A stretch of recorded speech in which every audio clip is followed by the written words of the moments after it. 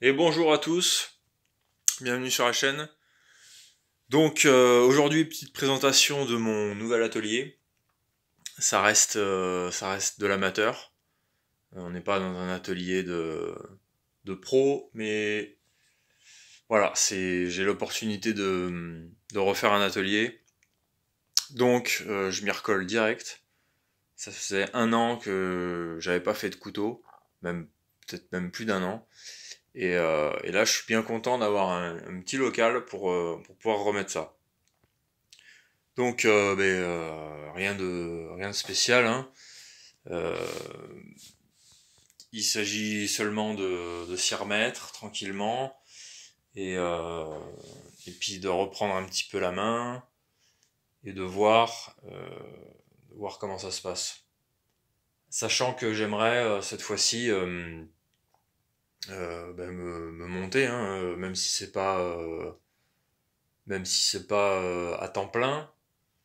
Disons que j'aimerais me monter en micro-entreprise et puis vendre des couteaux de manière professionnelle.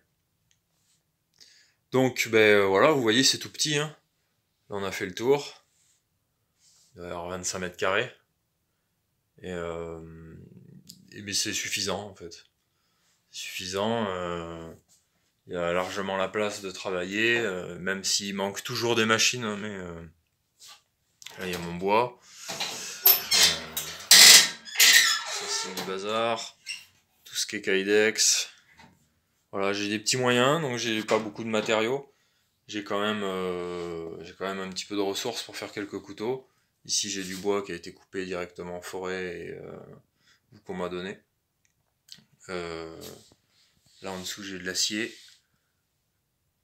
Là, tout ça, de l'acier avec un futur projet.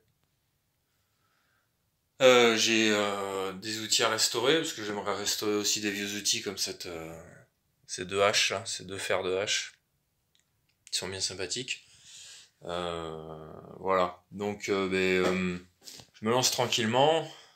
Si vous voulez suivre, vous pouvez suivre la chaîne.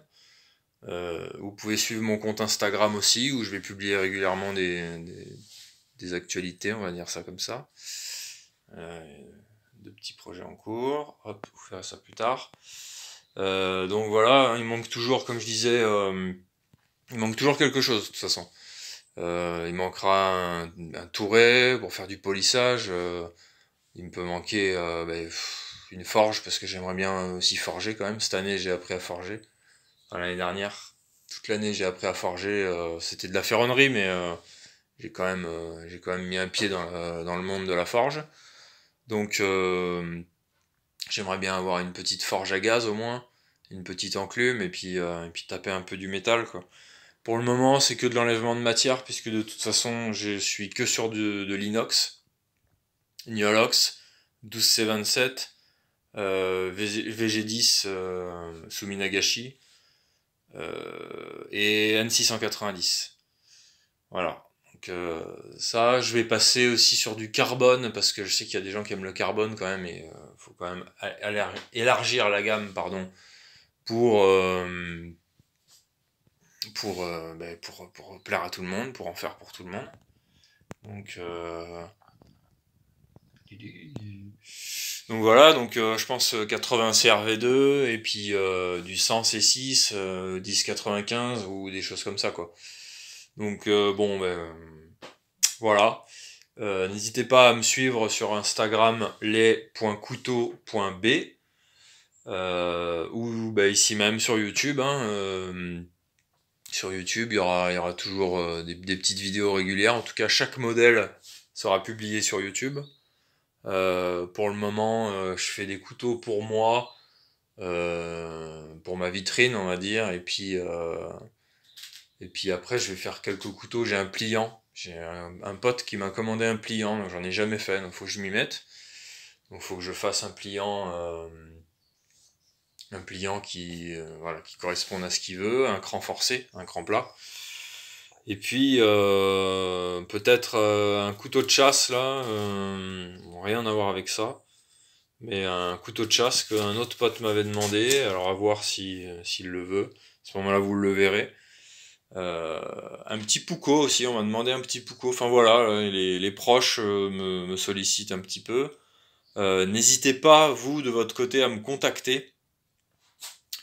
Euh, à me contacter pour passer commande, hein. Franchement, ça me ferait très plaisir. Euh, Ça me permettrait de vraiment me sentir pro, même si je le suis pas, je veux dire de vraiment me lancer et de faire comme les grands, quoi, si je puis dire. Donc voilà, à la fois ça me permettrait aussi de me faire la main, avec des tarifs évidemment qui seront en conséquence. Euh, je vais pas demander le tarif d'un Fred Perrin ou d'un David Lespet, ou je ne sais qui d'autre, il y en a tellement. Mais voilà, donc sachez que je me lance, sachez que j'aime ça et in fine me mettre à mon compte euh, à mi-temps, à plein temps, trois quarts temps, tout le temps, je sais pas. Mais bon, ça c'est pas moi qui vais décider, c'est la vie.